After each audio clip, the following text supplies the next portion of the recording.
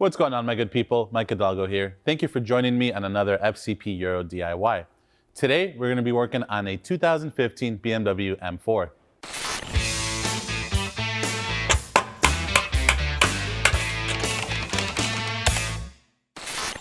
Today, on the M4 behind me, we are going to be covering how to service your rear differential. Now, you'll see in front of us, we have a couple different options, and that's so we can just talk very briefly about all of them and why you may want to go with one versus the other. But to learn a little bit more about it, be sure to check out Garrett's video, where he goes in a little bit more in-depth about what makes each fluid special and how they may apply to your vehicle. Today on the F82, this DIY is not only applicable to the F82, but your F80 and your F87 as well. So M2, M3, and M4. All four options are available on fcpo.com, and for what it's worth, today we're going to be going with the liquid moly option. All of these fluids are going to serve the same purpose for the most part. However, for those of you that are probably looking up this video, maybe you have a chattery rear end, as many of you do. If you do a quick Google search, M4, M2, M3, differential chatter, then this is probably why you're watching this video. And if that's your case, then for one specific reason, which BMW won't tell us, this fluid right here is going to be the way to go if you're trying to get rid of differential noise. While all of these fluids have some sort of level of friction modifier in them to help with the clutch packs not sticking inside the differential, BMW has some sort of special concoction, and they will not say what that amount of modifier is that makes that chatter go away. So if you're trying to solve that problem, this kit right here is going to be the one for you. If you're just doing a regular service, which we recommend every 50,000 miles on most differentials and transfer cases, then we're going to go with something like the liquid moly kit. Again, all three are available on the site. All three have different price points depending on what you're shopping for. But if you're trying to fix the chatter, this is going to be the one for you. Again, be sure to check out Garrett's video to learn a little bit more about why.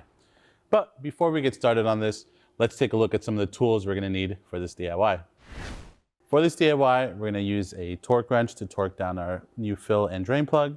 We have a ratchet. For the size hardware and sockets that I have today, we're going with the 1/2 inch, but you can probably substitute that out for a 3/8 depending on your tools. Small extension. The socket of choice is going to be a 14mm socket.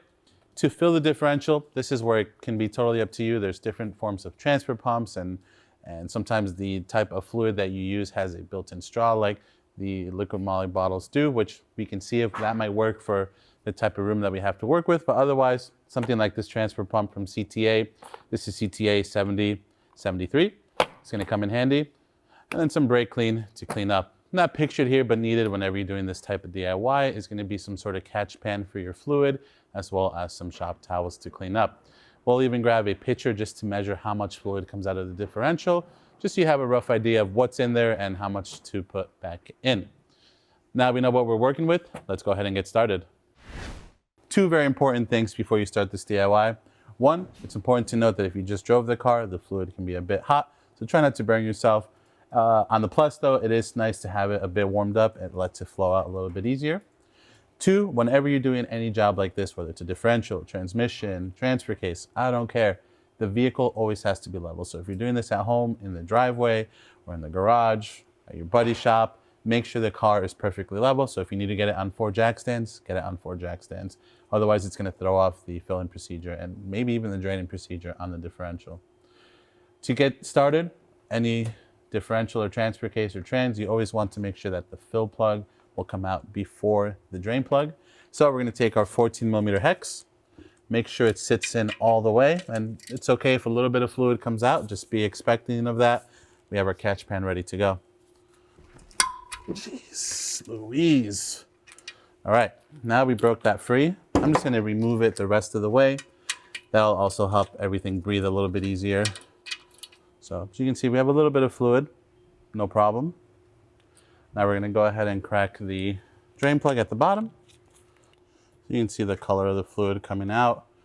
You know, on its way down into the pitcher, it looks fairly good still. It still has a nice light color to it. Obviously, as we start to collect it in the pitcher, you can see a little bit more of what it actually looks like. This is what it's going to look like inside of the differential. So not horrible. This car does have 75,000 miles. It is a current project car of ours, so we're going to be going through the whole thing and, I don't know, maybe even giving it away at some point later in the year, but later on that.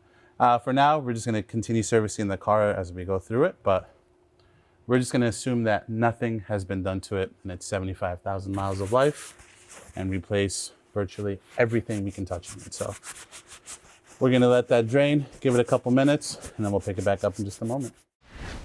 So as you saw, this one was a little bit overfilled. It was dribbling out even when we pulled the fill plug on it. So we got just a hair over a full liter out of it. Again, you have over a liter with all the kits available on the site to account for that. Let's get rid of this nasty old fluid. We're going to keep our catch pan under here. We're going to fill this again until it starts to fill out of the fill plug. But to start, we're going to put in our new drain plug, 14 mil hex. And then we're going to torque that down to 45 Newton meters. That's it. I'm going to test the straw that's built into the Lucamali bottles and see if this is enough to get this baby filled up. If not, we'll move over to our transfer pump.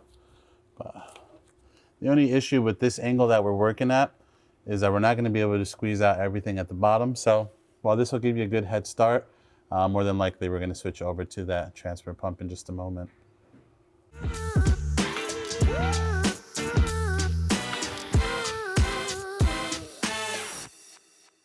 So you've seen us use this transfer pump before.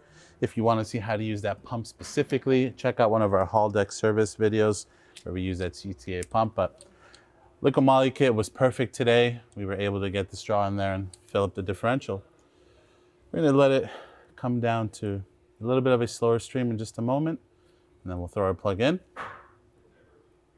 We're probably going to be dropping this differential again very soon to tackle the dip seals, more than likely. These are pretty notorious. The passenger side on this one is starting to leak a little bit. But for now, this will be fine. Same deal, 45 Newton meters for the fill plug as well.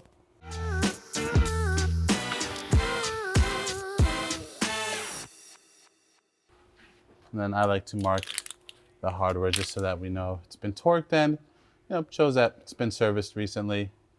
It's just a nice touch. And with that, my good people, that is going to conclude this DIY for today. Overall, a really straightforward and easy job on the F80X chassis vehicles. All that's left to do is go for a ride. If you like this video, please be sure to give it a thumbs up. If you have any questions or comments on what we did today, leave that in the comment section below. And if you like this DIY and you want to see more like them, please consider subscribing. We make new ones all the time. I'll catch you in the next one.